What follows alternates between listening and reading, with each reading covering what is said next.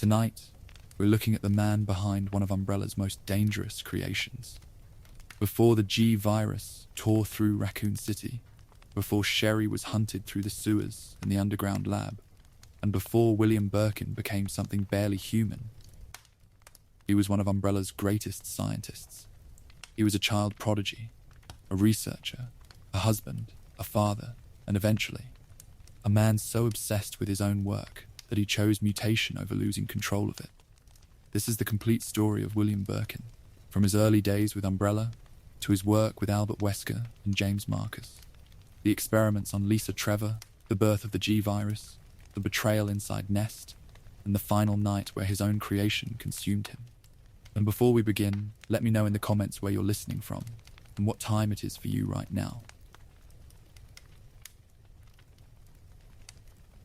William Birkin stands as the primary architect of the most destructive weapons developed by the company. Before his physical collapse, he was a child prodigy whose scientific skills outpaced his peers. He didn't possess any human empathy, focusing entirely on his research goals. His obsessive pursuit of biological dominance resulted in a completely new type of pathogen. This creation was the Golgotha virus, which most researchers simply called the G virus. It didn't follow the linear design of traditional weapons that the company had manufactured for decades. The pathogen decoupled itself from standard biological rules, forcing unpredictable changes inside a host. It transformed its creator into a warning about the dangers of unmonitored science. He spent his early years moving through specialized programs designed to find exceptional minds. The corporate scouts noticed his lack of moral boundaries during his initial evaluation. He didn't care about the safety of his human subjects, treating them as simple data points. His ambition was a clear hazard to everyone who worked inside his laboratory. Imagine being an assistant, watching this young researcher manipulate live cellular cultures without any hesitation. He didn't view a pathogen as a disease to be cured by standard medicine. He saw it as a proprietary asset that could grant him absolute authority over evolution. His mind was fully shaped by the cold priorities of the corporate board. The company provided him with unlimited budgets because his results were undeniable. He didn't waste time on public health initiatives or charitable programs. He wanted to unlock the deep secrets of the progenitor strain to secure his position. His work established the foundation for a biological disaster that had swallowed an entire city. The historical timeline of this single scientist functions as the central bridge for the entire local tragedy. His professional decisions dictated how the T-virus evolved over several decades of research. He forged a long partnership with Albert Wesker that altered the hierarchy of the company. Their alliance allowed them to dominate the specialized departments inside the mountains. He facilitated the brutal execution of company co-founder James Marcus when the board demanded total control. He extracted the deep secrets of a tortured test subject named Lisa Trevor. This research directly birthed the G virus, which became his personal obsession. His final choices caused the total destruction of Raccoon City during the autumn months. His legacy permanently changed the lives of everyone who entered his immediate orbit. His daughter Sherry became a target for the biological forces he unleashed beneath the streets. His elite hunter hunk had to navigate a sewer system filled with his mutations. The survival of the entire pharmaceutical empire depended on his laboratory notes. Picture what that concentration of scientific influence does to a single corporate network. He wasn't a minor technician working on an isolated project away from the executive loop. He was the node where every major pathogen line converged before the outbreak.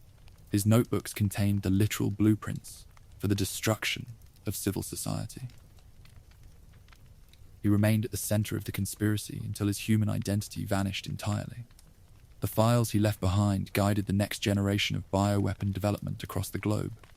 He didn't leave a clean path for his successors, leaving instead a legacy of contamination. His choices ensured that the company's work outlast its corporate assets. His immense intelligence made him an irreplaceable asset within the global network of the company. He didn't face the standard restrictions that slowed down ordinary medical researchers at the time. The directors cleared his path because his insights generated highly valuable military options. His mind was a tool that the executive board utilized to maximize their profits. His raging ambition rendered him a dangerous presence long before he suffered his initial infection. He viewed traditional ethics as a pathetic cage meant to hold back lesser minds.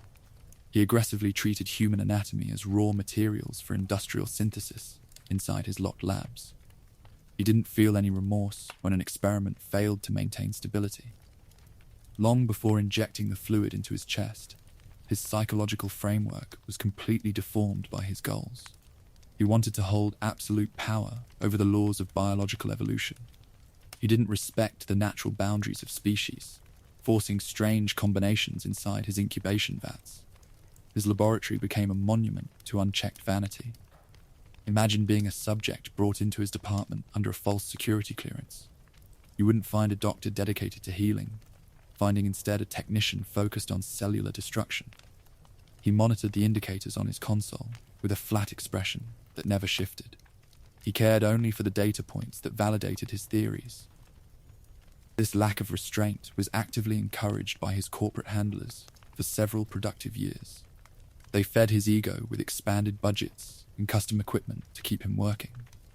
He didn't realize that his pride was making him incredibly easy to manipulate from Europe. He believed he was the master of the facility, but he was just an asset.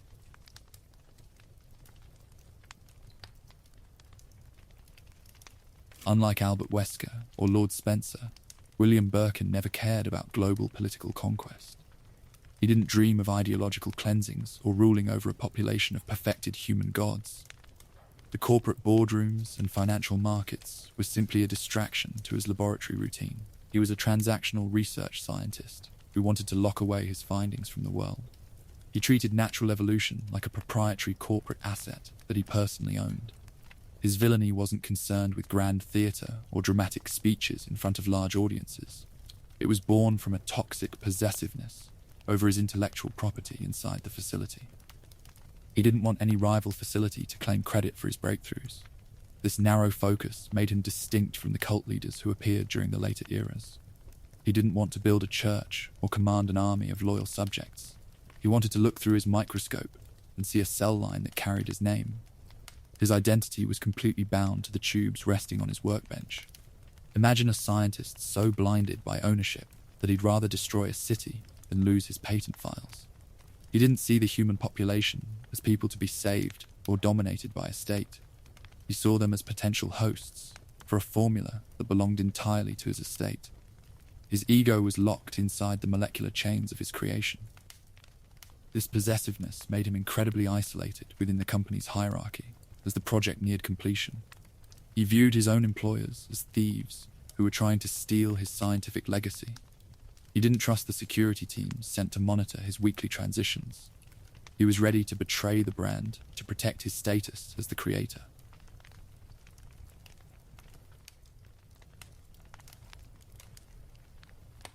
William Birkin entered the inner circles of the company's clandestine research matrix during the mid-1970s.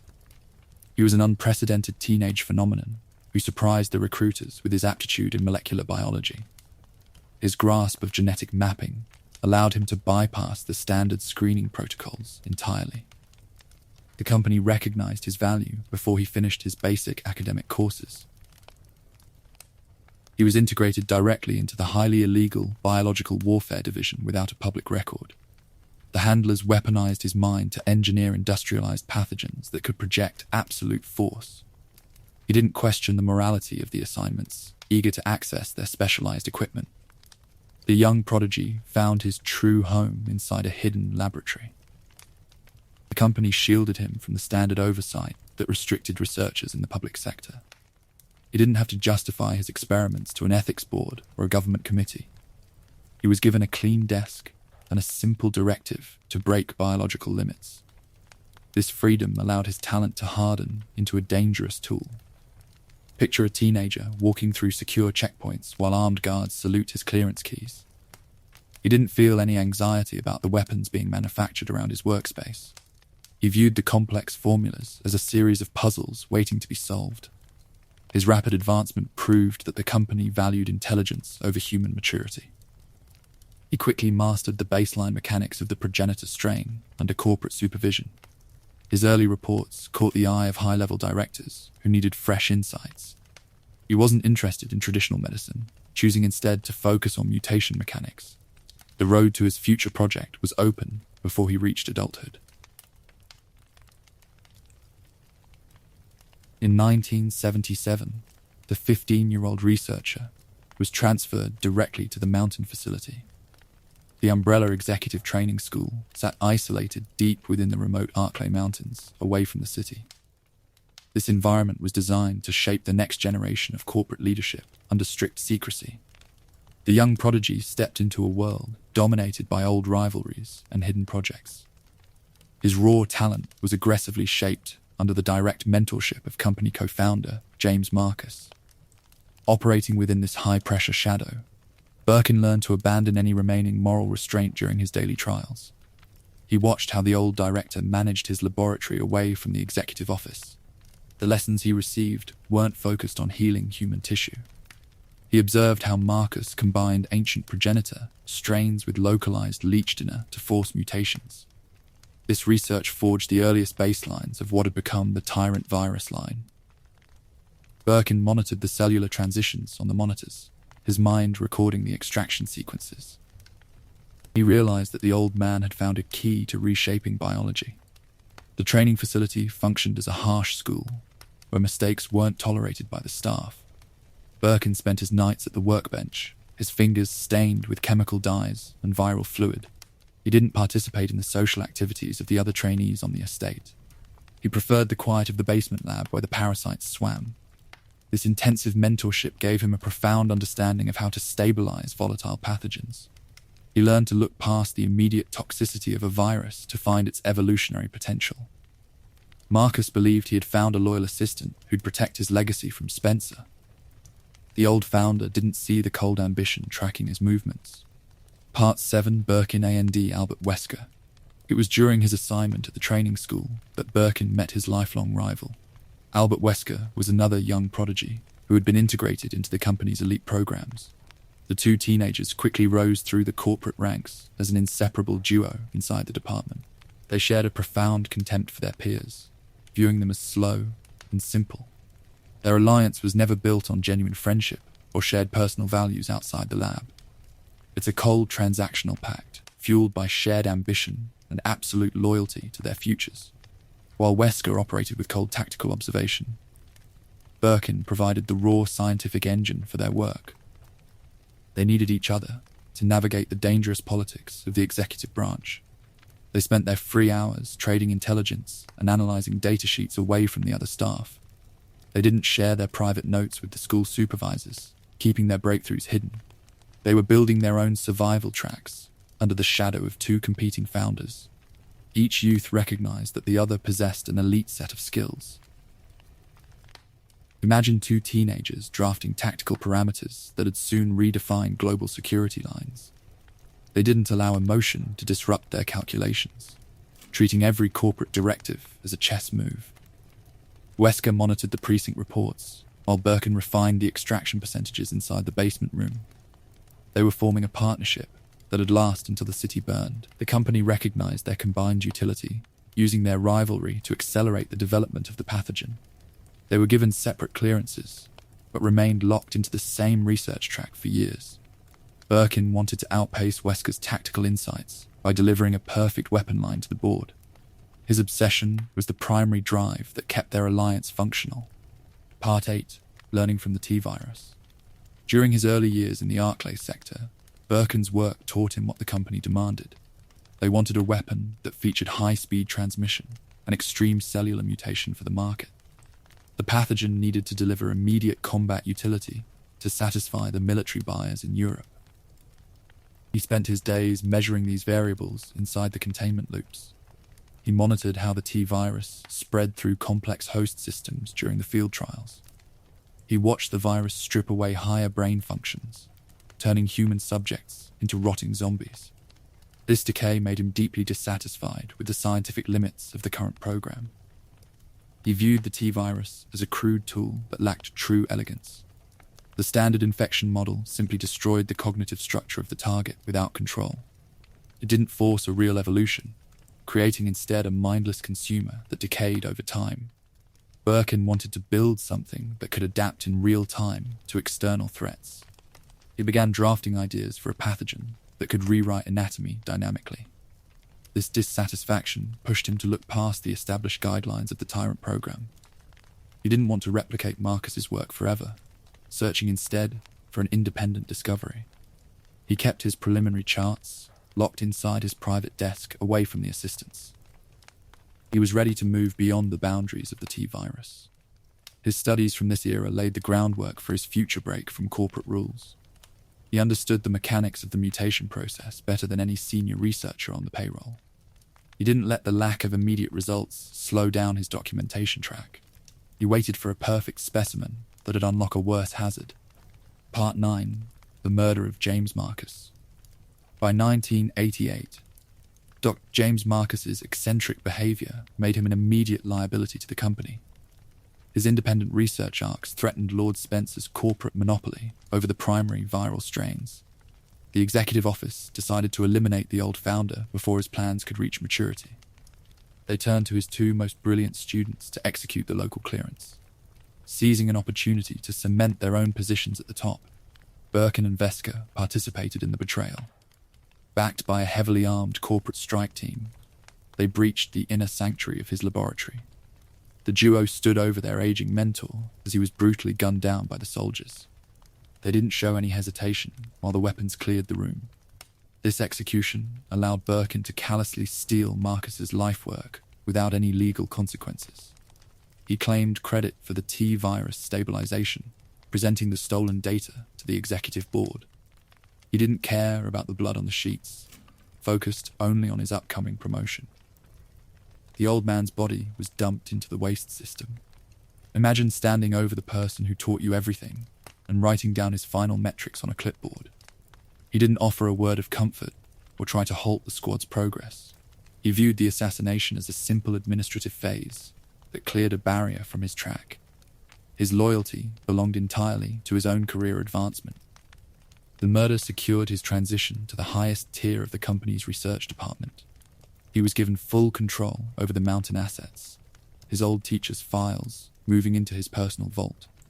He didn't realize that the leeches inside the facility were already recycling the dead man's tissue. He walked away with a stolen crown, ready to build his own project. Part 10, The Cost of Advancement.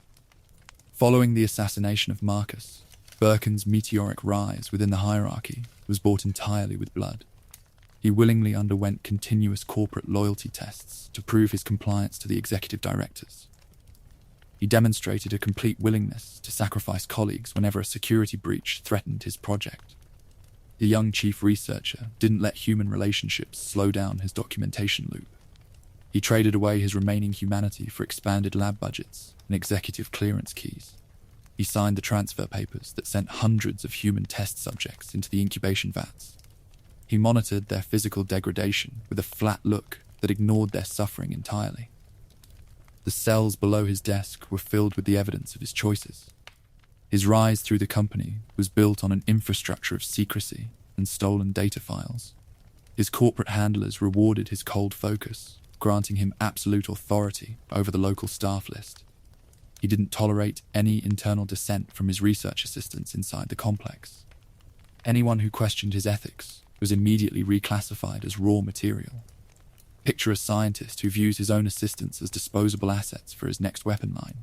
He didn't see the faces of the people he was destroying, tracking only their cellular resistance. The parameters of his career required an absolute detachment from the rules of normal society. He was building a wall of compliance that'd keep inspectors away. This total disregard for life allowed him to achieve what lesser minds found impossible. He centralized the laboratory resources under his private command, his word becoming law inside the mountain sector. He didn't care about the moral cost of his promotions, focused only on his metrics. He had successfully traded his conscience for an empire of test tubes.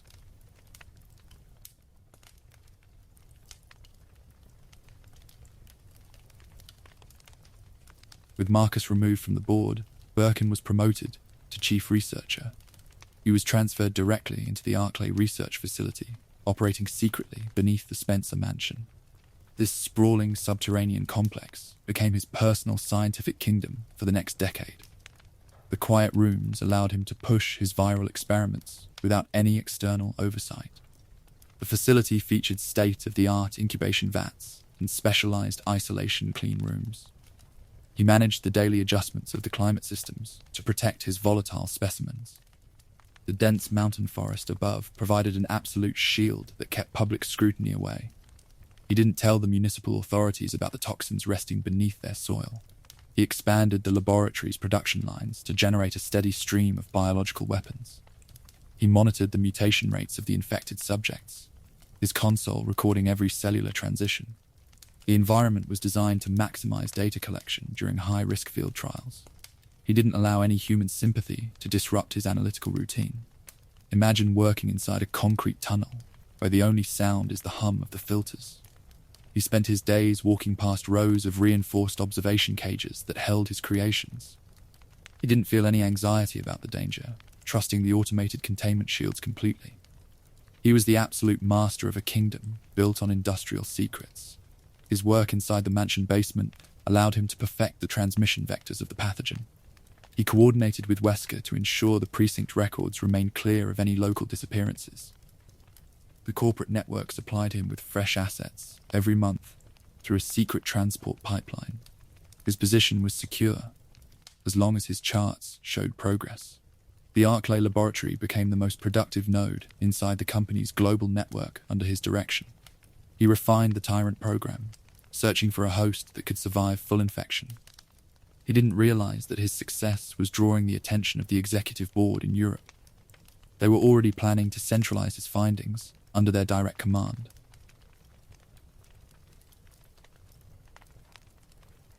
The critical turning point in Birkin's scientific career centered around a single young woman.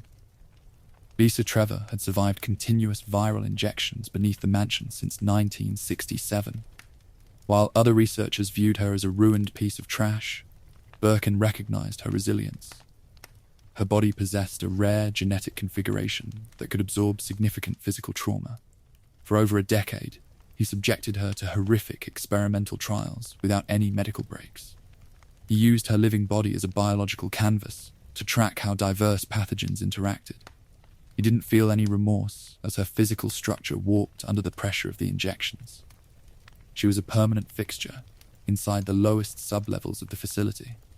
He monitored her indicators every morning, his clipboard recording the changes in her blood chemistry. Her skin was covered in scars from decades of surgeries executed by corporate technicians. She carried the weight of the company's entire history inside her mutated marrow. He didn't allow her cries to disrupt his calibration of the next dose. Imagine a subject who has spent her entire childhood inside a concrete cell waiting for the next syringe. She didn't remember her own name, her identity completely erased by the continuous chemical saturation. He watched her through the reinforced glass panel, his mind focused entirely on her survival rate. She was the ultimate asset for his unmonitored research track. His notes from this era showed a complete disregard for her status as a human being. He treated her genetic material as raw material for his upcoming projects inside the mountains. The corporate handlers approved his methods because her tissue refused to suffer complete cellular mortality. She was a miracle of survival that funded his rise through the ranks.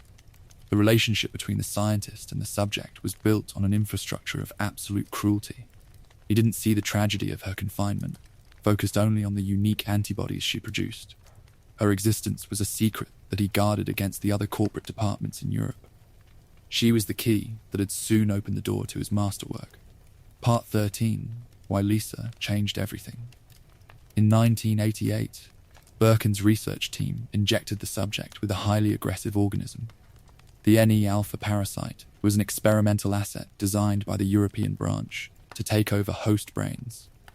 The managers wanted to see if the parasite could dominate her nervous system completely.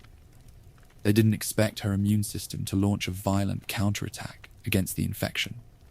To Birkin's absolute astonishment, her cellular matrix completely absorbed and neutralized the foreign parasite. Her body didn't surrender to the neural takeover, fighting the organism until its structure collapsed. Her cells mutated the parasite's genetic leftovers, producing an entirely new biological anomaly. The chief researcher extracted this mutant strain from her blood with a steady hand. He discovered the foundational seeds of what became his definitive contribution to the company's catalogue. This breakthrough changed everything he understood about viral transmission and host adaptation inside the labs. He realized that her tissue had generated an independent pathogen that outpaced the T virus. He locked the primary samples inside his personal refrigeration unit immediately. Picture a scientist looking through a microscope and realizing he is holding a new key to evolution. He didn't share the extraction data with his superiors in Europe, keeping the discovery hidden. He understood that this anomaly gave him the ultimate leverage against Lord Spencer's corporate network. The tortured girl had provided him with a weapon that defied standard physics. The extraction marked the end of his reliance on traditional research tracks within the mountain complex. He didn't want to spend his years refining the crude weapons his predecessors had designed. He wanted to build an entire project around the unique properties of the mutant strain. The discovery was the turning point that redirected his entire career toward disaster. He left the baseline T-virus experiments to his assistants while he focused on the new fluid. The cells inside his tubes were alive with a strange energy that promised absolute power. He didn't feel any gratitude toward the subject who had suffered to produce the breakthrough. She remained in her chains while he claimed credit for her body's miracle. The extraction of the new code marked a complete philosophical break from traditional weaponization parameters. The T-virus was engineered as an airborne or fluid infection designed to liquidate large civilian populations. It left mindless zombies behind, creating a predictable zone of destruction that could be managed. This new anomaly operated on a far more complex level of cellular transformation. It didn't just break down the cell walls to cause standard necrosis inside the organs. It actively rewrote the host's anatomy on a molecular level, forcing continuous adjustments to the bone structure. This process pointed toward a form of forced evolution that operated outside established corporate boundaries. The pathogen was an engine of accelerating change that couldn't be halted. Birkin monitored the initial test runs with an intensity that worried his lab assistants. He saw that the virus didn't seek to stabilize its host within a specific combat profile. It drove the tissue to keep mutating, transforming an ordinary organism into a grotesque mass of limbs. He realized that this fluid was far more volatile than the tyrant line. Imagine a pathogen that views the human body as a temporary suggestion, rather than a permanent shape. It didn't respect the natural layout of organs, shifting the nervous system to protect its own core. He recorded these transitions in his private journal, his vocabulary filled with descriptions of cellular rebellion. He knew he was holding something that had terrified the executive board. The research required a complete departure from the safety protocols that governed the Arclay facility. He didn't install the standard dampening systems inside the validation tanks, wanting to see the full potential. He allowed the mutation process to run without manual interference, tracking the speed of the code. The project was moving toward a threshold that standard science couldn't cross. He abandoned his interest in the crude zombie models that the company was selling to military clients. He wanted to perfect a strain that could reshape a living host into an independent ecosystem. The old virus lines seemed slow and limited compared to the acceleration locked inside his tubes. He was ready to give this nightmare a name and a permanent budget. Part 15, the birth of the G-Virus project. Completely obsessed with this discovery, Birkin officially launched the Golgotha project within the corporate network. He used the short designation of the G-Virus to identify the master strain on his sheets. He convinced Lord Spencer to grant him an independent budget away from the Arclay managers. He argued that the pathogen represented the next generation of genetic warfare assets for the company. Moving away from the stabilizing constraints of the Tyrant project, he focused entirely on spontaneous mutations. He didn't want a predictable soldier that followed a rigid blueprint designed by a corporate committee. He wanted to unlock the virus's ability to trigger rapid adaptations inside living hosts during live trials. The facility basement became a workshop dedicated to this single goal. He secured separate funding that allowed him to purchase specialized equipment from international suppliers without oversight. He didn't share his procurement logs with the other chief researchers inside the mountain complex. He was building his own department, his authority backed by the direct approval of the company's founder. He turned the project into his ultimate claim to scientific immortality. Imagine an operator who answers only to a billionaire lord while operating beneath a residential mansion. He didn't let the administrative staff review his weekly progress, keeping his data loops encrypted. He spent his nights adjusting the chemical ratios of the raw progenitor base to maximize the acceleration. His workbench was covered in vials that carried the signature of his ambition. The birth of the project signaled a shift in the internal balance of power within the facility. He didn't coordinate his schedules with Wesker anymore, choosing to operate as an independent entity inside the labs. The corporate handlers watched his progression with a mixture of awe and rising suspicion over the months. They knew he was building something that could break their control. He treated the G-Virus project as his own child, a biological legacy that belonged to his name. He didn't allow any other technician to touch the primary culture tubes without his immediate supervision. His mind was locked onto a final formula that'd prove his superiority to the scientific establishment. The countdown had begun for the creation of a master weapon. Part 16, why G was different. The G-Virus was fundamentally distinct from any other pathogen inside the company's secret arsenal. Its unique evolutionary properties allowed it to bypass the standard rules of biological weaponization entirely. The T-Virus required artificial genetic engineering inside a lab to produce distinct creatures like hunters. This new pathogen allowed a host to spontaneously mutate in real-time response to physical trauma. If a target suffered combat damage, the cells didn't simply die or suffer permanent necrosis. They initiated a rapid rebuilding process that replaced the injured tissue with stronger structures. The organism changed its shape during the engagement, developing new limbs or defensive carapaces to match the threat. This instability made it a dangerous asset that the handlers couldn't predict. Furthermore, the G-Virus bypassed standard transmission vectors like airborne spores or fluid contact during an outbreak. It drove the host to actively pass on its genetic material to other living organisms through force. The process required the physical implantation of a live embryo directly into a compatible host's torso. This reproductive behavior was entirely unique within the company's catalog. Imagine a weapon that lives to reproduce its own code rather than simply destroying a perimeter. It doesn't want to kill the population, searching instead for a host to sustain its next generation. This biological drive transformed the infected subject into a predatory parent that prowled the dark corridors. The virus was focused on survival rather than clean tactical utility. This reproductive mechanism created an immediate hazard for any containment team sent to manage a breach. The embryo could rewrite a generic host's biology within a matter of minutes if the DNA didn't match. It produced an aggressive clone that broke out of the chest to spread the contamination further. The pathogen was an engine of colonization that ignored human design. The difference between G and the older virus lines was a matter of basic philosophical intent. The company wanted an obedient soldier that could follow orders on a modern battlefield without causing a scandal. Birkin had built a living network that wanted to replace natural biology with its own distorted lineage. The creation was too chaotic to serve as a marketable asset for the board. Part 17, Birkin's obsession with his creation.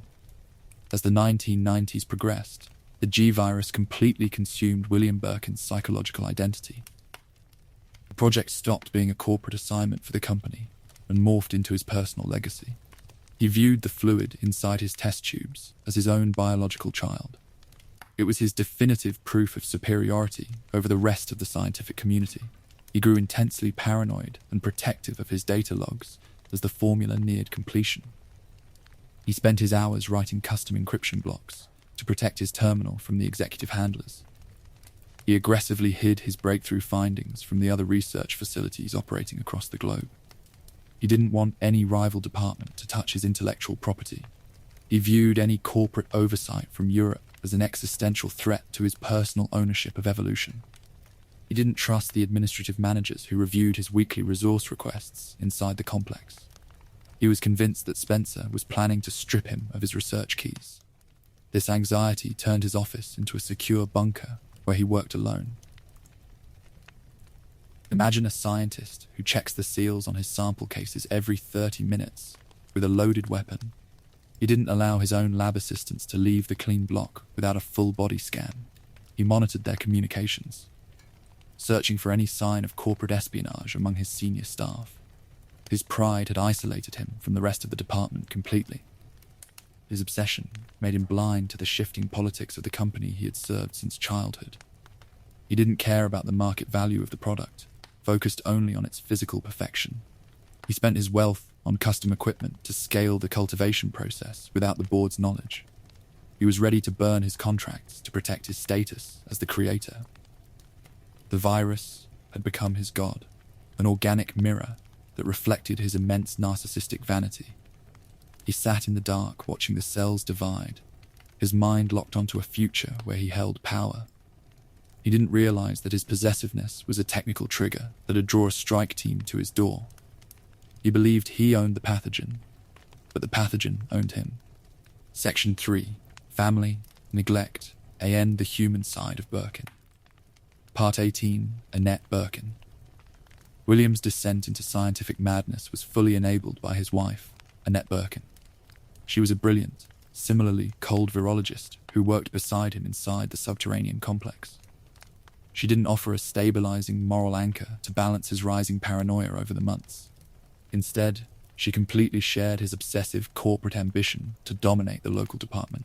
She served as his research partner, his fiercest defender, and his primary shield against internal spies.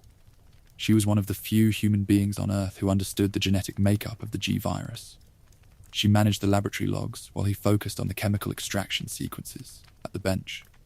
Her hands were just as stained with corporate secrets as his own. She actively assisted him in tracking test subjects and protecting his findings from the executive branch. She didn't question the ethics of the human trials being executed beneath the mansion residential wings. She viewed the citizens of the city through a clinical lens that matched his perspective. Her devotion to his career was a barrier that kept the lawyers away. Imagine a marriage where the only conversations center around viral stabilization and containment thresholds. They didn't trade personal stories during their dinners, focused entirely on the metrics of their project. Their household was a branch of the company, managed with absolute compliance to security clearings. They built a professional alliance that was bound by a shared contempt for medicine. She monitored the terminal screens while he slept inside the upper quarters, checking for signs of theft. She was ready to deploy their security assets to eliminate any assistant who showed a trace of doubt. Her loyalty wasn't built on a traditional marital contract, operating instead as a functional partnership inside the clean room. She was his accomplice before she was his wife. This shared focus allowed them to complete the development of the pathogen ahead of schedule. They didn't see the danger of the monster they were raising beneath the streets of the community. They believed their combined intelligence could insulate them from the company's shifting corporate knives. She stood by his side, ready to protect his intellectual property until the end. Part 19, Sherry Birkin, the Forgotten Daughter. The absolute human cost of the Birkins' scientific obsession was borne entirely by their young daughter. Sherry Birkin grew up inside a household where molecular biology took absolute priority over love. She was isolated, lonely, and severely neglected by her parents for several formative years. Her childhood wasn't marked by parental warmth, her home operating like a corporate outpost. Her parents routinely left her alone for days at a time while they pulled shifts. They stayed locked inside the underground clean rooms, ignoring her calls to finish their documentation track. She spent her evenings navigating a silent house that felt heavy with security clearings. She learned to manage her own routines before she reached school age. They provided her with zero emotional comfort, treating her presence as a logistical variable. They gave her a custom locket containing a hidden G virus sample as a safety precaution. This object wasn't a symbol of parental affection, operating instead as a cold security measure. Her body was a mobile vault designed to protect their intellectual property from spies. Imagine a child who checks her homework alone while her parents manipulate a deadly pathogen below. She didn't understand the nature of the company that funded her father's expanded budgets. She knew only that the telephone was her primary connection to the adults who managed her life. Her world was restricted to a perimeter designed by corporate lawyers. This isolation left her completely unprepared for the biological horror her parents created inside the labs. She didn't possess the tactical skills needed to survive an outbreak on the streets. When the containment barriers failed, she was left stranded inside a city that was collapsing into rot. The locket around her neck was a beacon that had drawn the monster to her line. Her father's science had erased her family before the first bullet was fired in the alley. She was an orphan long before her parents suffered their physical deaths inside the subterranean facility. Her memories were filled with the images of empty corridors and corporate logos on the stationery. She was the final sacrifice to their desire for genetic dominance. Part 20. The Birkin family inside Umbrella's machine.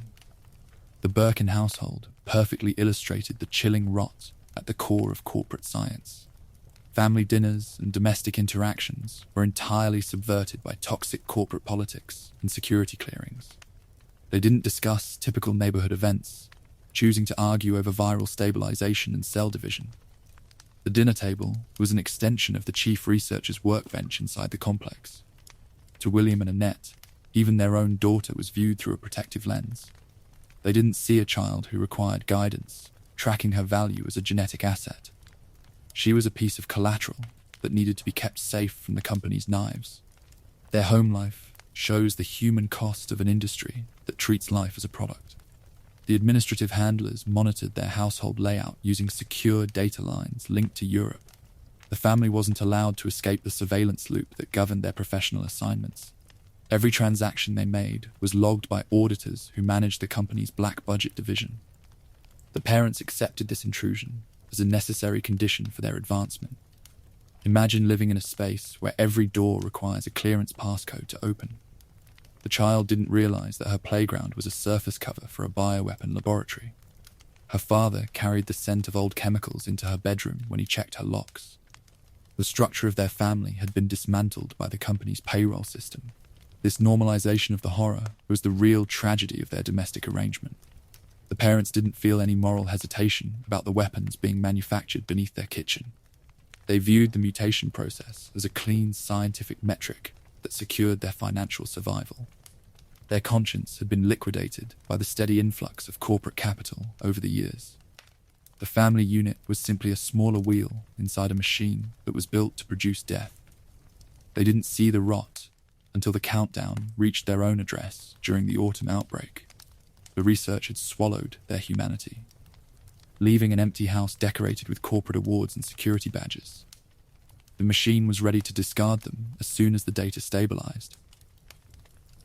Part 21. Fatherhood twisted by G. The structural transformation of William Birkin's physical frame permanently destroyed any remaining elements of his human personality.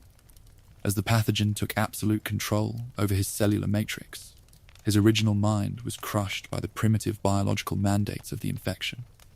The memory of his past academic career and his corporate position faded entirely behind a single drive. He was no longer a researcher, operating instead as a mobile carrier focused entirely on the survival of his specific lineage. This internal shift produced a devastating cosmic irony that subverted his historical relationship with his daughter. During his years as a leading corporate scientist, he had treated Sherry as a secondary variable in his daily schedule, leaving her isolated inside their quiet home while he pursued his viral milestones. After his transformation, this severe neglect mutated into a relentless physical pursuit across the ruined sectors of the police station. He didn't seek her out to offer parental protection or emotional warmth, driven instead by a dark biological necessity. The Golgotha strain functioned strictly through precise genetic compatibility parameters between the host organism and the target tissue.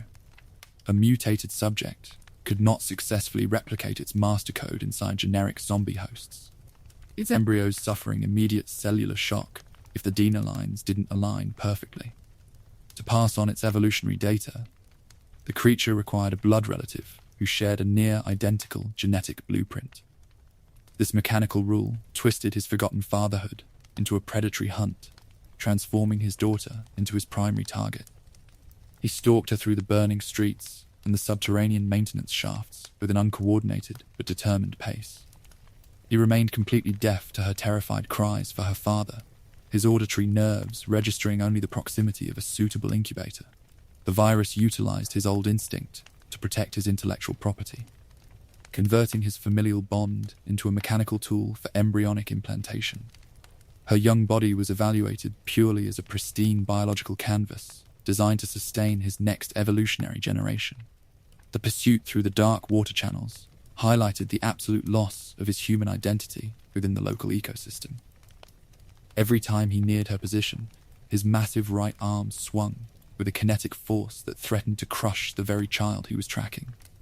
The G-virus had completely overwritten his role as a parent, reducing his domestic history to a statistical shortcut for reproduction. He was a monster, driven by a blind urge to colonize the area, his original affection completely erased by the code. The hunt finalized the destruction of the Birkin household, turning their shared lineage into a lethal hazard for the lone survivor. Sherry was forced to run from the physical manifestation of her father's scientific vanity, her path blocked by the creations he had engineered. The locket around her neck stood as a silent marker of their connection, a piece of corporate collateral that connected her directly to the nightmare. The scientist had built an empire of rot, and his child was paying the ultimate price for his success. Section 4. Nest A&D, the final days before Raccoon City. Part 22. Nest, Umbrella's underground heart. To insulate his masterwork from the rising surveillance of his corporate rivals, Birkin left the mansion laboratory behind. He oversaw the construction of a premier underground complex situated directly beneath the municipal foundations of the city. The facility was named Nest, and it operated as the absolute heart of the company's covert biological weapons program in the region. This subterranean network was built to handle the mass production of the G-virus away from public scrutiny. The complex was accessible only via a specialized underground cable car system that moved through the deep rock tunnels. The interior featured a multi-tiered marvel of sterile glass partitions, stainless steel workstations, and automated containment shields that monitored the atmosphere. Right beneath the feet of thousands of oblivious civilians who walked the downtown avenues, the chief researcher spent his final months calibrating the formula. The facility was a pristine palace of science that hid a massive hazard beneath its floors. The design of the complex allowed him to isolate his research teams from the standard logistics channels of the surface world. He managed the distribution of resources from a central console, his terminal tracking the flow of active pathogens through the clean zones. The environment was engineered to keep the virus stable under extreme pressure. Featuring independent backup grids and chemical wash sectors, he felt completely secure inside this concrete fortress, believing his authority was absolute. The staff moved through the white corridors with a strict discipline enforced by automated security protocols. They adjusted the incubation variables of the viral vats under his direct supervision, their daily routines logging thousands of data points for his charts. The city above was a separate world that existed merely to provide a geographic shield for his workspace. He didn't care about the safety of the community, focused entirely on the completion of his biological assets. Nest functioned as the definitive node where his ambition achieved its physical form. The cultivation loops were filled with the fluid that he believed would grant him a permanent seat at the top of the corporate hierarchy. He spent his nights behind the reinforced glass panels, his eyes watching the cellular replication metrics on the digital readouts. He had built a pristine kingdom of rot, and the clock was ticking down toward its first real field trial. Part 23. Umbrella politics turn against Birkin. By September of 1998, the internal politics of the pharmaceutical giant turned into an active war. Despite his historic breakthroughs with the G-virus project, the high-level board of directors refused to grant him the power he demanded. They continuously denied him the executive vice president positions and the absolute corporate authority he felt he deserved after decades of service. The chief researcher realized that his utility to his employers was nearing a terminal point on their balance sheets. His deep-seated paranoia turned into open corporate treason as he monitored the secure data lines from Europe. He discovered that his executive rivals were planning to strip him of his research clearance keys and eliminate his team completely. The company viewed his possessiveness over the G-virus as a dangerous variable that threatened their central monopoly. They didn't want a scientist who treated a corporate asset as his personal property, preparing to repossess the project by force. Recognizing that his time inside the underground complex was running out, he decided to break his corporate chains completely. He began copying the confidential research logs onto private storage drives, deleting the primary files from the central mainframe to limit their utility. He wanted to burn the company's financial investment to the ground, using his creation to destroy the structure that had engineered his career. The trust was entirely liquidated, replaced by a frantic search for an extraction line. He locked his office doors against the administrative managers who visited the facility from the surface precinct. He refused to answer the emergency communications from the European headquarters.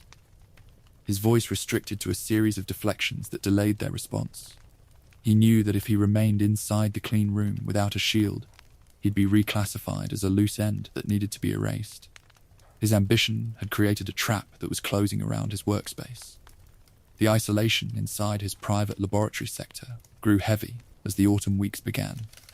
He spent his hours pacing the linoleum floor, his hand resting on his sidearm while the filters hummed in the background. He had traded his conscience for an empire of test tubes, and now those very vats were drawing a death warrant to his address. He needed a powerful ally outside the corporate network to balance the board before the security units breached his threshold. Part 24. The deal with the US military, operating in absolute secrecy through encrypted back channels. Birkin struck a treasonous contract with high-ranking federal officials. He contacted representatives within the United States military and the federal government who wanted to break the company's monopoly. The buyers recognized that the G-virus represented an unprecedented leap forward in biological warfare engineering, eager to secure the samples for their own defense programs. The negotiations were conducted through remote links that bypassed the local tracking loops. The chief researcher agreed to hand over the complete, finalized G-virus research logs, along with live viral vials. In exchange for this biological material, the federal agents promised him absolute political asylum and unlimited government funding. They agreed to construct a new research facility where he could continue his mutation experiments without any corporate interference or legal restrictions. This deal threatened to shift the global balance of power across the bioweapons market permanently. The arrangement was a direct violation of his corporate contracts, an act of industrial espionage that the company couldn't tolerate. Birkin didn't care about the political fallout of his defection, focused entirely on maintaining his status as the master of evolution. He viewed the federal government as a superior vehicle that would shield his estate from Spencer's lawyers. He prepared the shipping crates with a steady hand, his mind counting the days until his extraction squad arrived. Annette assisted him in organizing the data packages, her fingers verifying the encryption keys to ensure the files remained pristine during transit. They believed that their connection to the military would insulate their family from the company's security units. They didn't see that they were caught between two massive institutions that valued the virus more than human life. The contract was signed in the dark, and the parameters left no room for a strategic retreat. The shipping containers were filled with the raw fluid of his creation, ready to move up through the cable car lines to the surface. Birkin monitored the transit schedules, his mind expecting a clean transition to his new federal laboratory. He didn't realize that his communications had already been intercepted by the company's tracking division. The corporate monster was preparing a response that would liquidate his deal before his handlers could touch the pavement. Part 25. Umbrella sends the US. The company's executive tracking division quickly uncovered the details of Birkin's federal conspiracy through their internal monitors. Refusing to lose a multi-million-dollar asset to a rival government power, the board activated its premier tactical squad. The Umbrella Security Service Alpha team was deployed into the municipal sector with a single directive. This elite unit was commanded by the legendary, cold-blooded mercenary Hunk, a soldier known for his perfect mission success rate. Their explicit corporate orders required them to infiltrate the Nest complex, permanently recover the viral samples, and neutralize the traitorous scientist. They wore heavy tactical armor, gas masks, and carried high-caliber automatic weapons calibrated for close-quarters clearance.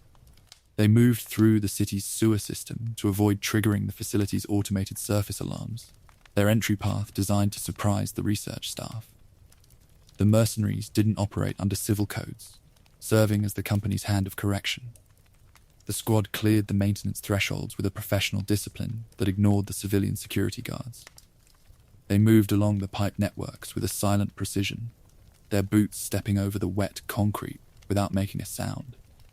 Hunk managed the communication loop with a flat voice that reported their progress to the executive handlers. They were walking toward the chief researcher's private sector like a scythe moving through a field. Birkin didn't see their approach on his security screens. His attention locked onto the preparation of his extraction logs for the military. The corporate double agent had spent his life building traps for other people, completely unaware that his own employers had designed a perfect containment loop for his office. The elite soldiers breached the outer laboratory doors, their weapons raised to scan the clean room for their target. The presence of the strike team inside the secure zone signaled the absolute failure of his defense strategy. The company had chosen to use direct, kinetic force to re-establish control over their intellectual property, stripping away his administrative shield in a single second. Hunk stepped into the center of the research bay, his mask reflecting the bright lights of the incubators as he closed the distance. Part 26. The shooting of William Birkin. On September 20th, 1998, the heavily armed strike team successfully cornered the scientist inside his private laboratory. Birkin stood backed against his central research console, his fingers gripping a steel case that held the primary viral vials.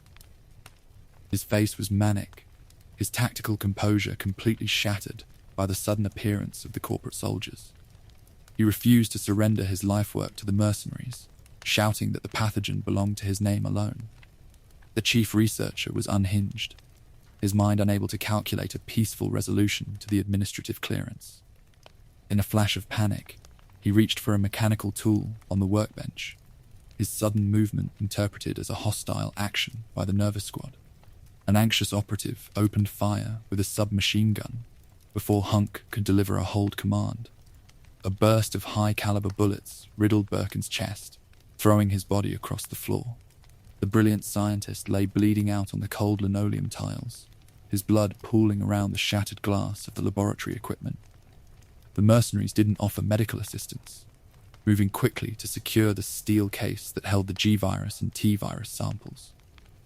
They checked the inventory logs on his desk to ensure no files remained active before packing their transport bags. Hunk confirmed the collection of the asset, his voice flat on the comms as they prepared to exit. The strike team departed into the dark maintenance tunnels, leaving the dying creator alone in the ruins of his department. His corporate promotions and expanded budgets had failed to protect his physical frame from the kinetic impact of the company's ammunition.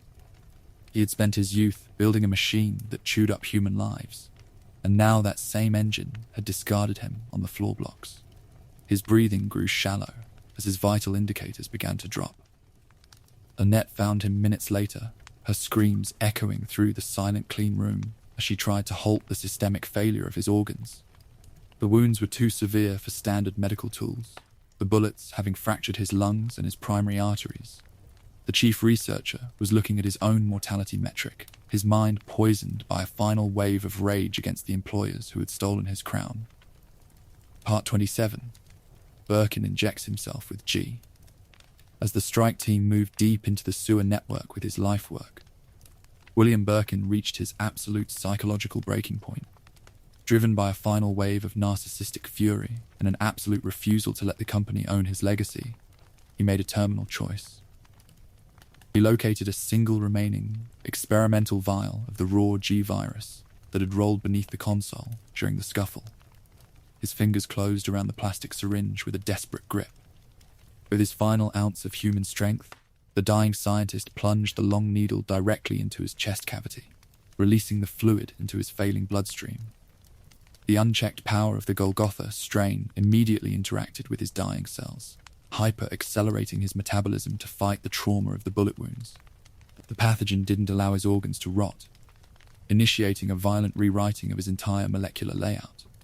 The chemical reaction inside his veins was an immediate explosion of mutation that tore through his uniform layers. He collapsed onto his back, his muscles pulsing with an artificial current as the virus forced a rapid cellular replication to repair his bone structure. He ceased to operate under the rules of human biology, his higher brain functions subverted by the primitive survival code of the parasite. The man was disappearing behind a wall of growing tissue. Annette watched the transformation with an absolute horror that paralyzed her movements, realizing her husband had crossed a threshold that lacked an exit line.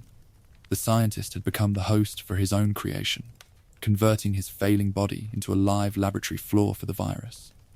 He rose from the linoleum blocks with a heavy roar, his eyes clear of the cloudy film that marked the lower bioweapon models. He stepped into the dark maintenance corridor, his boots leaving bloody prints on the concrete as he tracked the scent of his stolen property. He was no longer a leading virologist on the company payroll, transforming into an engine of retribution that wanted to liquidate the soldiers in the dark. The G-virus had taken its first servant, and the countdown for the entire community had initialized inside his veins. Section 5. The birth of GA the Raccoon City outbreak. Part 28. G1. The first mutation. The interaction between the raw pathogen and his failing biology triggered an instantaneous transformation known as G1. His human anatomy violently warped as the virus forced massive cellular duplication to repair the tissue damage from the gunfire. His right arm ballooned into a massive club, the muscles tearing through his white laboratory coat to expose a network of grey filaments. A colossal, unblinking yellow eyeball erupted out of his right shoulder socket, its lens tracking movement with an independent focus. The physical frame of the scientist was shoved into an asymmetrical layout that compromised his human mobility. His chest split open to reveal calcified bone ridges that formed a defensive shield over his primary heart. Though he could still weakly utter his daughter's name through his distorted vocal cords, his higher human consciousness was rapidly being crushed. The monster's primitive survival instincts took over his nervous system, directing his focus toward a single milestone. He recovered a heavy iron pipe from the maintenance framework, his mutated hand closing around the metal with a grip that could fracture stone blocks. He didn't look like a human researcher anymore, operating as a bipedal engine of destruction that prowled the dark sublevels. The transition wasn't a slow decay, showing an incredible density of tissue that represented the ultimate bioweapon potential. He moved along the dark paths with a steady stride. The presence of this creature inside the maintenance tunnels proved that the G-virus could rewrite a host without causing instant mortality. It used the genetic memory of the dead scientist to structure the new frame, completely bypassing the standard limits of their previous research tracks. The yellow eye on his shoulder glowed in the dark, a visual marker of the biological fire that was consuming his history. He left the clean rooms of Nest behind, his mind locked onto a strategy of absolute retribution against the squad that had shot him. The scientist had successfully saved his own life by surrendering his shape to the pathogen, becoming a living warning against unchecked corporate science. He advanced into the deeper drainage channels, the low thrum of his breathing echoing through the concrete vaults. Part 29. Revenge in the sewers. Driven by a feral rage to reclaim his stolen container case, the newly mutated G. Birkin pursued the strike team into the narrow corridors of the sewer network. He intercepted the Alpha Team operatives near one of the primary water treatment locks beneath the city streets. The soldiers raised their weapons to clear the path, but their automatic rifles failed to reduce the speed of the approaching Titan. The kinetic impact of their shots simply flattened against his new hide. He utilized his massive mutated arm to brutally crush the elite operatives against the concrete walls of the channel. The high-caliber weapons weren't useful against a fluid mass that ignored standard tactical spacing rules during a firefight. He tore through their defensive line within a matter of minutes, his iron pipe shattering their helmets before they could transmit a distress signal. The unit was systematically liquidated inside their extraction zone. During the chaotic slaughter in the dark, Birkin violently stomped on the stolen metal case, shattering multiple T-virus and G-virus vials into the murky water below. The green and blue fluids, mixed with the city's waste streams, entering the unmonitored plumbing grids that ran beneath the residential districts. The monster didn't care about the spill, focused only on consuming the primary G samples to satisfy his internal code before wandering back into the shadows. This confrontation finalized the destruction of the company's logistical grip on the local sector, leaving Hunk as the lone survivor of the squad. The water locks were covered in grey residue and the remains of the tactical squad, a grim record of how quickly the mutation could clear a trained unit. The creator had successfully punished his employers, but his actions had released a worse hazard into the environment. The sewer channels fell silent again as the monster retreated toward the lower maintenance vaults to stabilize his cells. The virus was moving through the dark tunnels without a barrier to limit its spread across the province. Birkin had won his personal war against the strike team, but his vanity had written the opening chapter of a catastrophic outbreak that would soon swallow the entire population. Part 30, How Birkin Helped Doom Raccoon City. By crushing those viral containers inside the sewer system, Birkin inadvertently pulled the final trigger that doomed the community. Local sewer rats immediately drank the contaminated water, their primitive bodies becoming hyper-aggressive carriers of the T-virus strain. These infected rodents quickly swarmed up through the city's plumbing connections and drainage grids, entering the residential sectors without triggering any biological alerts. They bit domestic pets and citizens, spreading the pathogen across every district. The infection triggered a citywide outbreak that collapsed the municipality into an absolute apocalyptic wasteland within a matter of days. The local administration didn't possess the resources to manage a hazard of this scale, their emergency lines failing as the bodies accumulated in the clinics. The public face of the company could no longer deny the leak, their corporate shield fracturing under the weight of 100,000 infected people. The streets turned into an active testing ground where the civilian population was reduced to a collective of mindless consumers. The local police force was systematically dismantled as they tried to maintain the perimeters, their patrols ambushed by their own neighbors.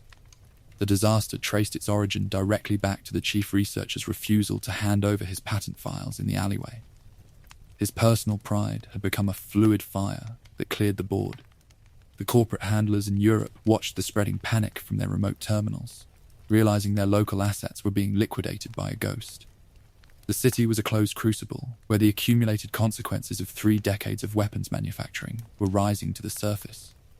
The citizens paid the ultimate price for the company's baseline negligence. Their homes transformed into a massive laboratory arena. Birkin's final fight with the company's soldiers had become the key event that pushed the local crisis past the point of return. The research he had hidden inside the Nest facility was now moving through the masonry of the town, destroying the civic order within a few hours. The community was trapped inside a nightmare that had been written by its premier scientist in blood, and no legal defense could block the scythe. Chaotic spread of the infection across the surface streets didn't slow down the internal progress of the pathogen.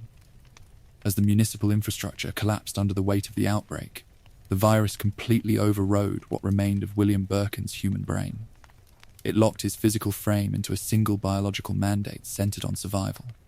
The old intellectual pride that had defined his academic career was replaced by a primitive drive to replicate his altered genetic code.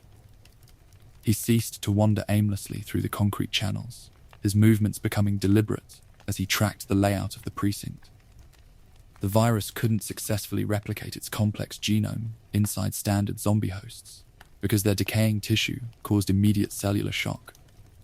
When a parasite was dropped into a dead cell matrix, the host structure suffered a quick collapse that halted the development of the strain. This limitation forced the mutated creature to look past the thousands of infected citizens who roamed the commercial avenues. The monster needed a living host that possessed an uncorrupted cellular structure to accept his embryonic implants. The hunt required a specific biological compatibility that regular infections ignored. This reproductive drive transformed his behavior within the local territory, turning him into an active colonizer. He spent his hours stalking the dark corridors of the police station, his massive limbs clearing the furniture barriers away. He monitored the intersections for any sign of uncorrupted targets, his yellow shoulder eye scanning the thresholds with an intense focus. The pathogen treated the municipal building like a ready nesting ground for its future generations. Every step he took through the office suites was guided by the need to find an appropriate incubator. The biological mechanics of the process required the manual injection of a live parasite directly into the victim's torso. This action triggered a rapid rewriting of the host's internal biology if the genetic markers aligned with the original strain. If the tissue rejected the match, the mutation quickly produced an aggressive clone that tore out of the chest wall. The creature didn't want a failed trial, searching instead for a permanent vessel to sustain his lineage. His instinct was entirely focused on the preservation of his design.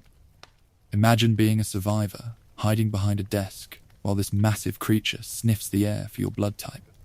He didn't evaluate individuals based on standard human traits, tracking only their cellular resistance to the pathogen. The sound of his heavy pipe scraping against the floorboards was a warning that the parent was searching for a match. The virus utilized his memories to navigate the building, using old shortcuts to intercept the fleeing civilian staff. The space was a laboratory arena where the rules of taxonomy were dictated by force. The drive to pass on his genetic material outpaced any remaining traces of his past professional ambition inside the company. He didn't care about the recovery of his sample cases or the extraction contracts he had signed with the military.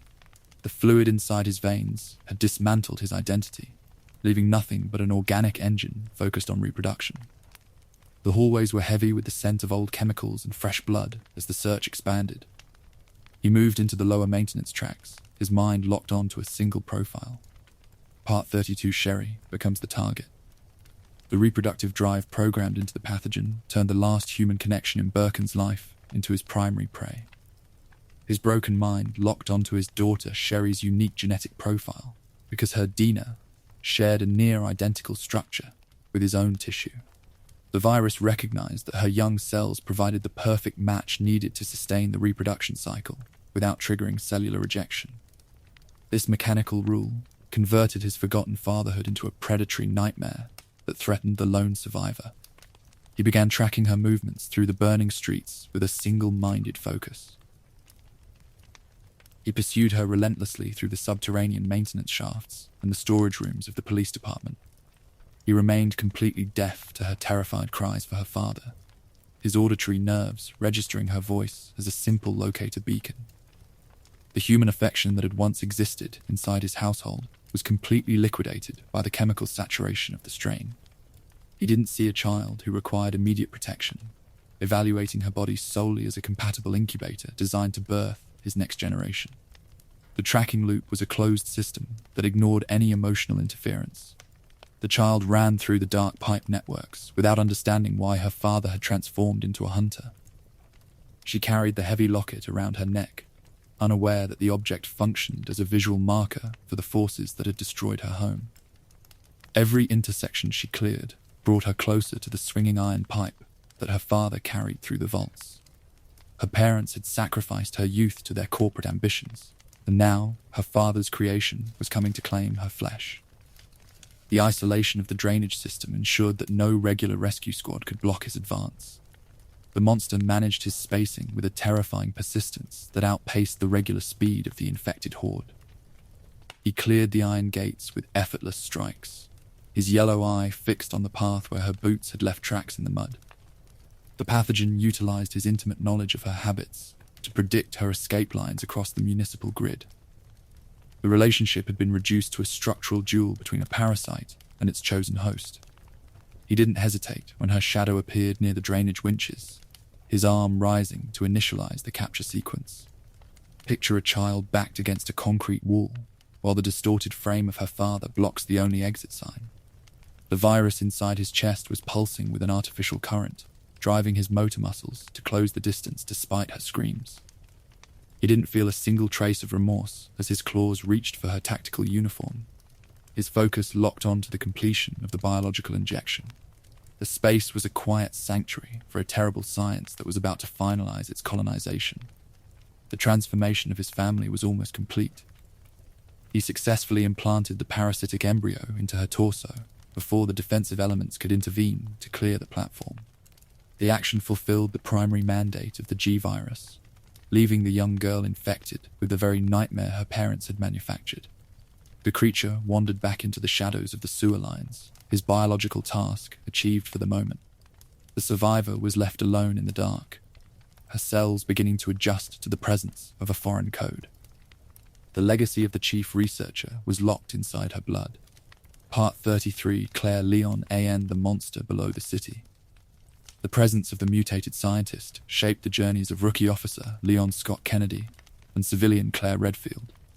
As they navigated the ruins of the dying municipality, they found themselves caught inside a biological web managed by a ghost. They had arrived in the district independently, but their shared goal of protecting Sherry bound their actions against the corporate threat. The estate had expanded into a citywide crisis, and the monster below the streets was the primary barrier to their extraction plans. The two survivors encountered the creature across multiple sub-levels, their handguns failing to reduce his speed during their initial meetings. Every time they managed to beat him back with heavy ballistic force, the G-virus simply absorbed the trauma to force a new transition. The pathogen utilized the kinetic energy of their bullets to trigger rapid adaptations, making the target stronger after every engagement. He functioned as an ever-evolving shadow that stalked their path from the local precinct to the deepest research hubs. Their learning that standard police tactics were useless against an engine of continuous change. Claire focused her efforts on securing medical support for the infected child, her motivation driven by a deep protective bond that contrasted with the neglect of the parents. She moved through the storage tracks with a sharp focus, her rifle ready to clear any defense units that Umbrella had left behind. Leon managed the tactical perimeters, his coordination allowing them to bypass the horde while tracking the descent lines of the facility. They were two ordinary citizens fighting an industrial product that lacked a clear mortality metric. The sewer system became an active combat zone where distance was impossible to maintain without utilizing the structural layout. They used the iron sluice gates and the concrete pillars to slow the beast's lunges, their ammunition dropping to a critical tier with every room they cleared. The monster didn't suffer from fatigue, his tissue regenerating within seconds of a direct hit to his exposed shoulder eye. The environment was a multi-tiered testing matrix, where their survival rate was being measured by remote sensors. They realized that the chief researcher had built a machine that would soon swallow the entire region if the self-destruct sequence didn't finish its count. The layout of the nest complex was a maze of sterile glass and automated checkpoints that forced them deeper into the creator's history. They weren't just running from a predator, uncovering the evidence of a corporate conspiracy that had sold the town to fund a weapon line. The final descent was open, and the creature was waiting near the main elevator shafts to settle the score. The final confrontation required a complete integration of their ballistic assets to break the line of the monster's advance. They stood on the moving platform, their weapons raised as the air turned hot from the internal facility fires. The G-virus was preparing its next adaptation, the bone structure of the host shifting to protect its core from their fire. Leon adjusted his grip on his shotgun, while Claire locked her remaining clips into place. The final trial was alive, and the creators were completely out of options. Part 34G2, The Man Disappears. Following his initial defeats inside the sewer lines, the physical structure of the host crossed a permanent threshold to become G2. The remaining human traits of William Birkin officially vanished behind a wall of aggressive biological reconfiguration. His original human head was violently shoved down into his left chest cavity, his features melting into the grey tissue blocks of his torso. A brand new creature head erupted from his neckline, featuring a calcified skull plate and elongated jaws designed to tear flesh. Massive bone claws sprouted from his fingers, transforming his hands into specialized tearing tools that could slice through reinforced steel partitions. His central nervous system completely reconfigured its layout around the giant shoulder eye, making the optical node the primary center of his sensory awareness. This transition marked the definitive death of his remaining human personality, the memory of his past science erased by the parasite. The organism was a pure manifestation of the company's mutation goals. He moved through the maintenance bridges with a heavy, rhythmic gait that shook the metal supports of the facility. His breathing turned into a deep guttural roar that filled the concrete vaults, his actions completely disconnected from the rules of human logic. He didn't use tools or pipes anymore, relying entirely on the kinetic force of his new limbs to clear his path.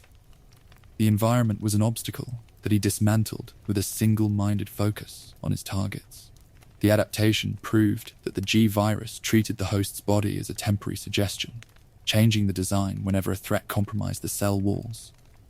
The human element was reduced to an internal fuel source used to sustain the expansion of the muscle masses. Leon encountered this new iteration near the waste disposal cranes, his sidearm looking small against the towering mass of the beast. The target ignored the kinetic impact of the shells, his regeneration fixing the entry wounds instantly. The transformation was a chilling demonstration of what happens when a researcher allows a pathogen to master his biology. The man who had signed the promotion papers for the local precinct had been compressed into a silent lump of flesh beneath a monster's shoulder. His vanity had granted him survival at the cost of his shape, turning his identity into a historical footnote inside his own laboratory. The new head snapped its jaws, its dead focus locked onto the center of the platform. Claire managed the control winches to swing a heavy cargo container across the bridge, using the industrial weight to break the line of his advance. The kinetic impact threw the Titan into the abyss of the shaft. But the victory was merely a temporary delay for the survivors. The G-virus was already processing the trauma, its cells dividing inside the dark to prepare for the next configuration. The man was gone, and the weapon was moving toward its complete symmetry. Part 35 G3, the battle form, after suffering extreme physical trauma during his fall into the lower shafts. The pathogen pushed the host into its most stable iteration, known as G3. The virus abandoned the awkward asymmetry of the previous models, shaping the tissue into a towering combat creature that stood over 3 meters tall. His body expanded into a 4-armed behemoth, the secondary limbs sprouting from his shoulders to provide additional tactical options. His chest cavity was now lined with sharp bone spikes that formed a protective cage over his lungs. Multiple new eyes erupted across his thighs and his back, granting the creature an absolute field of vision that prevented any ambush strategies. His muscle mass achieved a hyperdense composition that could resist high-velocity ballistic impacts without losing structural integrity. This form represented the ultimate bioweapon potential that the company's executive directors had always sought from the Golgotha project. It's a machine designed for pure field dominance, combining instantaneous regeneration with absolute kinetic force. The monster cornered the survivors inside the central elevator hall of the Nest complex, his 4 hands ready to clear the perimeter. He moved with a coordinated precision that surprised the point elements, his leaps crossing the clean room layout in a fraction of a second. He used his claws to tear the stainless steel consoles from their mounts, throwing the masonry blocks to disrupt their defensive lines. The air inside the chamber was thick with the scent of ozone and burning coolant. Leon and Claire were forced to execute a high-speed evasion strategy, their weapons targeting the new eyes that decorated his joints. Every shot that punctured a lens caused the Titan to roar, his tissue pulsing with a dark fluid as the cells worked to repair the functional damage. They didn't let the scale of the behemoth disrupt their marksman routines. Their fingers steady on the triggers as the elevator platform descended. They're fighting a masterpiece of military engineering. The dynamic of the engagement required a constant calibration of their spacing, the reach of his 4 arms covering the entire width of the track. The chief researcher's design had achieved its full symmetry, a physical manifestation of corporate arrogance that ignored the limits of natural taxonomy. The creature didn't display any hesitation or fear, driven by a cold intelligence that focused entirely on the liquidation of the intruders. The metal walls were covered in deep gashes from his claws. They delivered a concentrated barrage of magnum rounds and grenade rounds that fractured the core chest plates of the Titan. The continuous impact caused the behemoth to collapse onto his knees, his central nervous system suffering a temporary brownout from the systemic trauma. The survivors didn't waste time trying to verify his mortality, scrambling through the automated blast doors before the lock systems could seal their exit line. The battle form was down, but the code remained active. Part 36 G4 Evolution, out of control. Defeated once more by the combined firepower of the survivors, the G-virus completely abandoned all attempts at maintaining a humanoid structure. The pathogen entered a phase of rapid, unmonitored replication that forced a transformation into G4. The bipedal stance was lost entirely as the host body collapsed into an enormous quadrupedal beast that resembled a primitive predator. His front limbs lengthened into heavy supports, his claws turning into calcified talons that tore the concrete floorboards.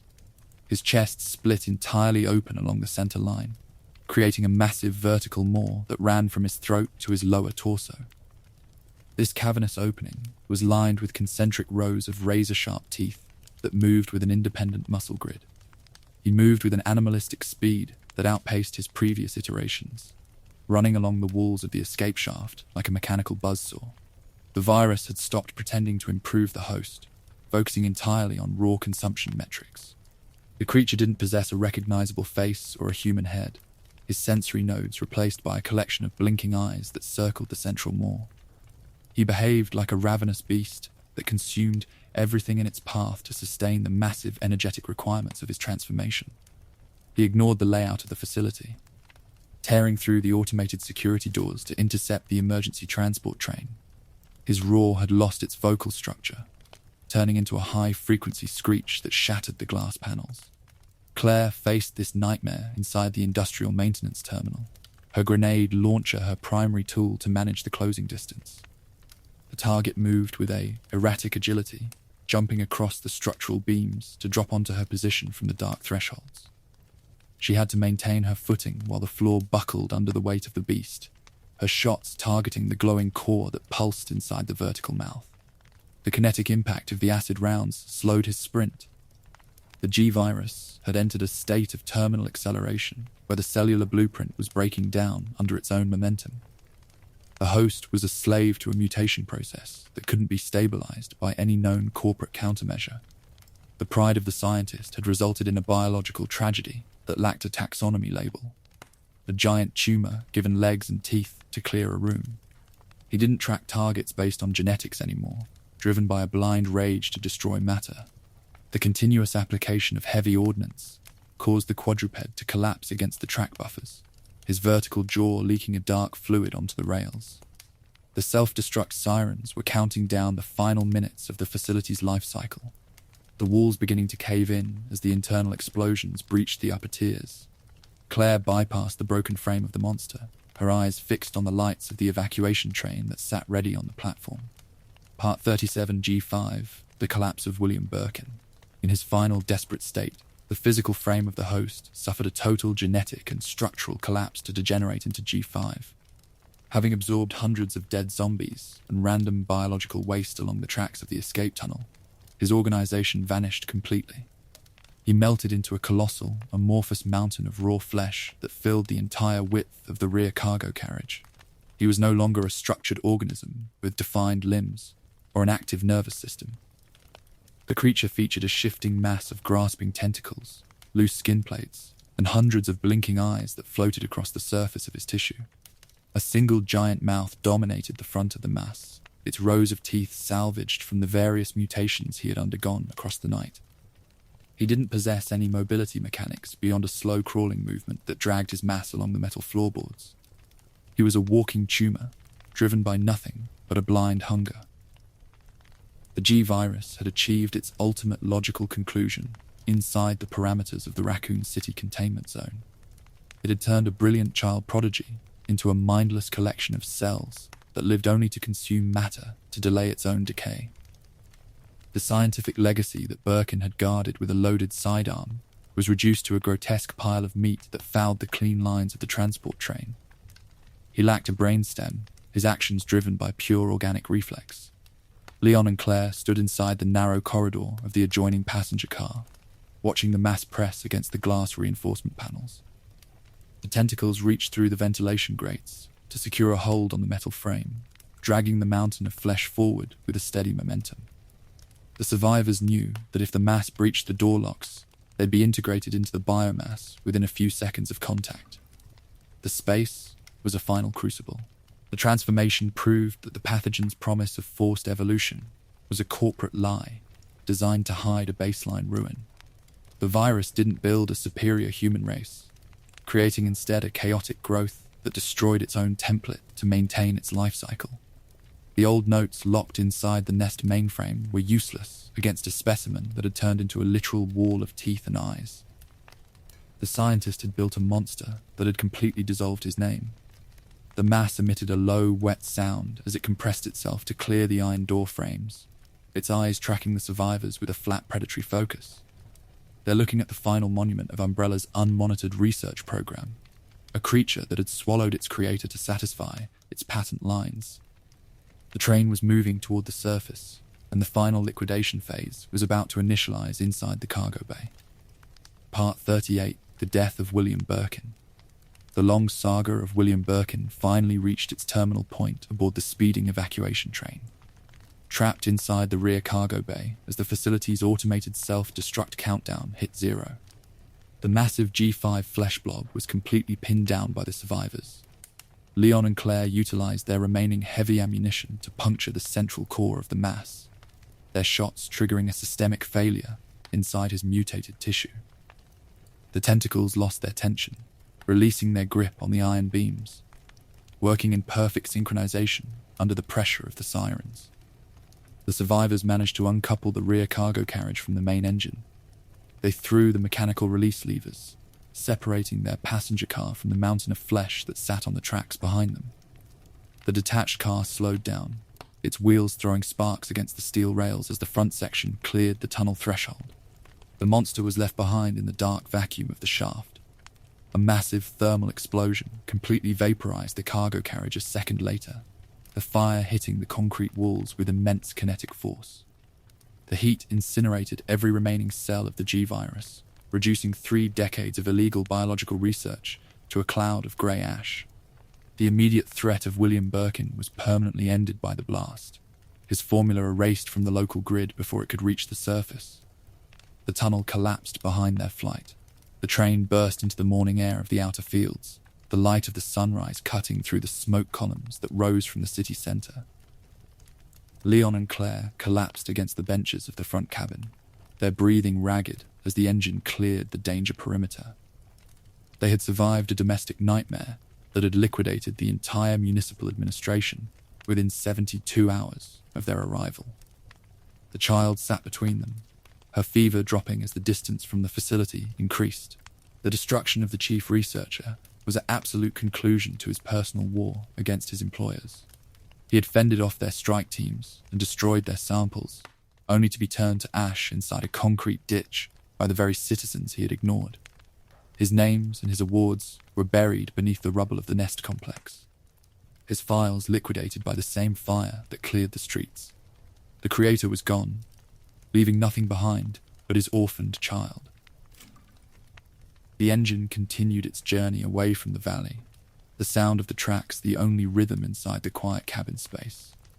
They were walking out of a biological hazard zone that had altered their understanding of authority forever. The company had lost its primary node in the state, its masterwork turned into a memory of fire and iron plates. The story of the man who became G was finished, but his legacy was already moving through the blood of the survivor on the seat. Section 7. Legacy of the G-virus. Part 39, Sherry after G. Though her father was turned to ash inside the mountain tunnel, Sherry Birkin remained the permanent living legacy of his research. Having been successfully implanted with a parasitic embryo inside the police precinct, her body had served as a validation field for the G-virus. She was only saved from a complete structural mutation by Claire's frantic synthesis of the devil vaccine inside the Nest clean rooms. The chemical compound managed to neutralize the active replication lines before her bone structure could reconfigure its layout. Though the vaccine stopped the immediate development of the monster, trace elements of the G-virus permanently fused with her blood matrix. The pathogen entered a state of permanent cellular dormancy within her system, completely rewriting her molecular biology during her recovery phase. This adaptation granted her a lifetime of physiological enhancements, including an automated cellular regeneration that fixed physical trauma within a matter of minutes. She was biologically altered forever, her tissue carrying the signature of her father's vanity. Following her extraction from the quarantine zone, government agents immediately intercepted the survivors to secure the asset. They recognized that her blood contained the only surviving strain of the Golgotha project, making her a high-value target for federal laboratories. She was placed under the supervision of a classified federal monitoring program that lasted for 15 years. Her freedom was traded for her safety, her daily routine managed by technicians who tracked her vital indicators every morning. She spent her youth inside secure government installations, her identity checked by security clearance keys that reminded her of her parents' workspaces.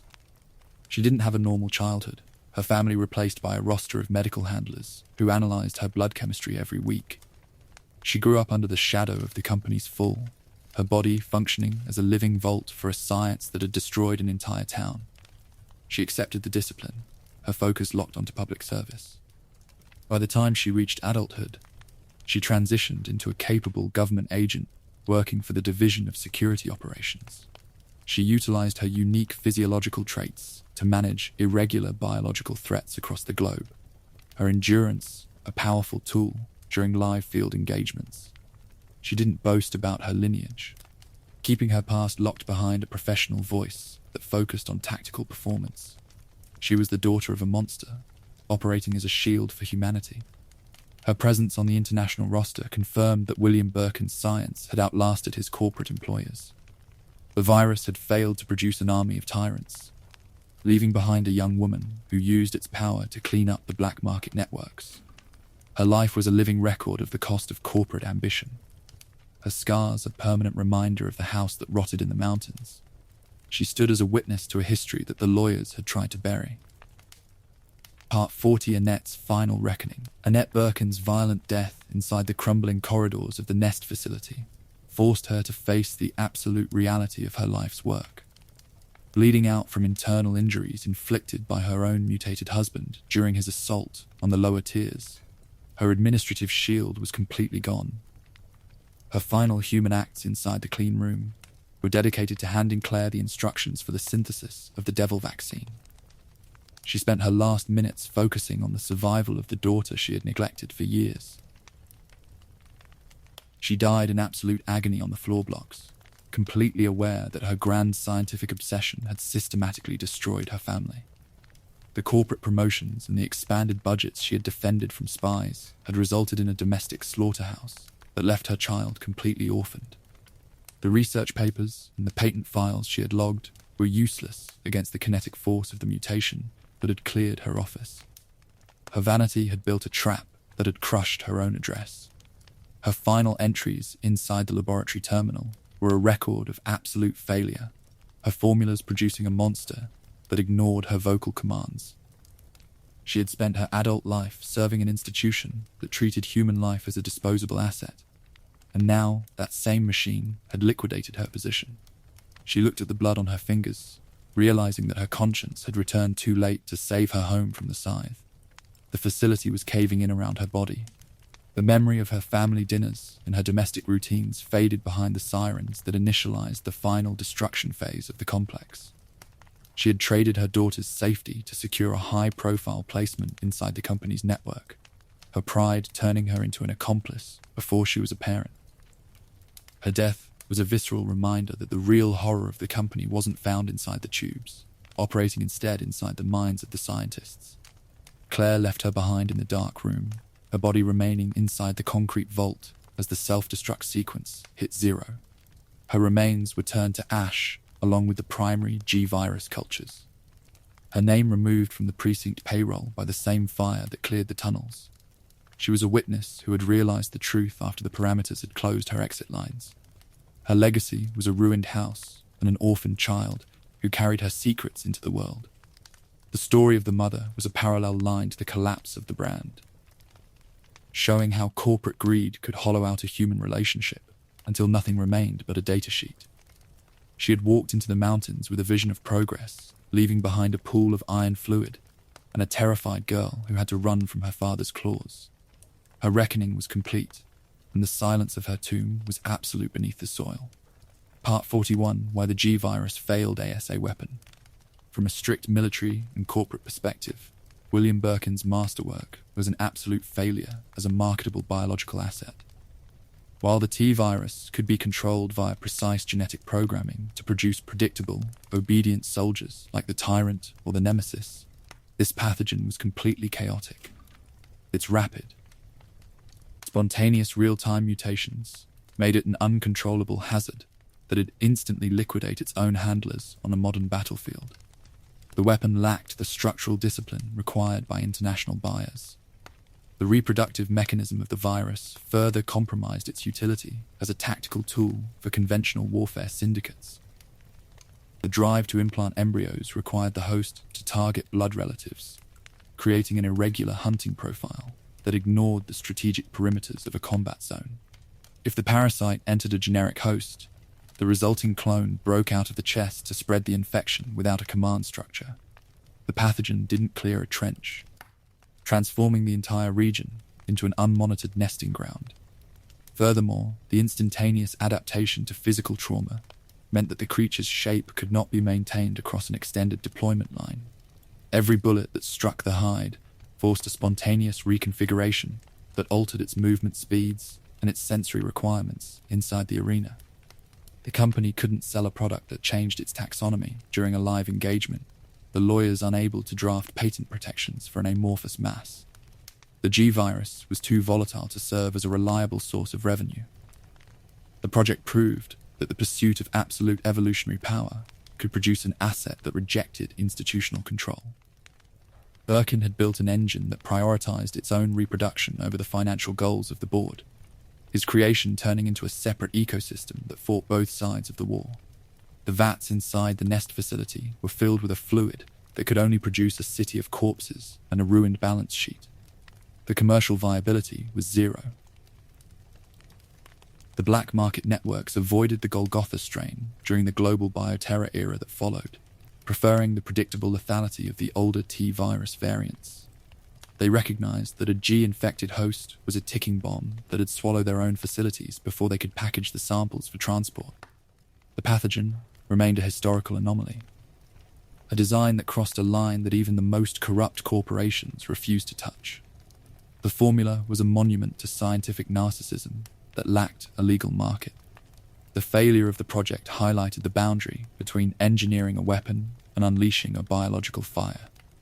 The company wanted an industrial tool to project political force, and Birkin had delivered a tumor that lived to colonize matter. The files he left behind were treated as a warning by his successors, their own research tracks focusing on stabilization rather than acceleration. The G-virus was a dead end in the history of private warfare, a beautiful horror that could only burn its own home. Part 42, The Complete Legacy of William Birkin. William Birkin's complete historical chronicle stands as the definitive warning against corporate arrogance and scientific vanity. He was a gifted child prodigy who traded away every piece of his moral humanity to build an empire of rot inside the mountains. He spent his life serving an institution that prioritized profit over human survival, only to be systematically consumed by the very monster he engineered. His desperate quest to own evolution left him a mindless mass of teeth and hunger. His legacy permanently poisoned the next 30 years of human history. His final fight in the sewers, releasing the fluid that turned Raccoon City to ash. The destruction of the municipality was the direct consequence of his refusal to surrender his patent files to the executive board. He had fended off their lawyers and their strike teams, his pride creating a catastrophic spill that cleared 100,000 people from the state lines. The world he left behind was a more dangerous grid of contamination. The files he packed into his secret consoles guided the development of the C-virus and the global bioterror networks that emerged after Umbrella's fall. The researchers who survived his department utilized his extraction percentages to design new hazards, their work continuing his campaign against natural taxonomy under new names. He didn't cure a single disease during his career, leaving behind a catalogue of mutations that governments would spend decades trying to contain. His name became a synonym for institutional negligence. His daughter Sherry stood as the lone human monument to his existence, her blood carrying the permanent scars of his ambition. She survived his hunt, using the power he had forced into her cells to protect the public from his successors. Her life was a daily victory over his legacy, her service a rejection of the cold principles that had governed his workspace. The father had built a monster, and the child had become a shield to block its advance. The story of the man who became G proves that the true horror of the franchise was never found inside a glass test tube. It was born inside the cold minds of the men who wore suits and thought they could master the laws of life and death for a corporate bonus. The Spencer Mansion and the Nest Complex were just concrete covers for a vanity that had detached from human empathy. The scientist had reached for a crown of godhood, finding instead a thermal explosion inside a ditch.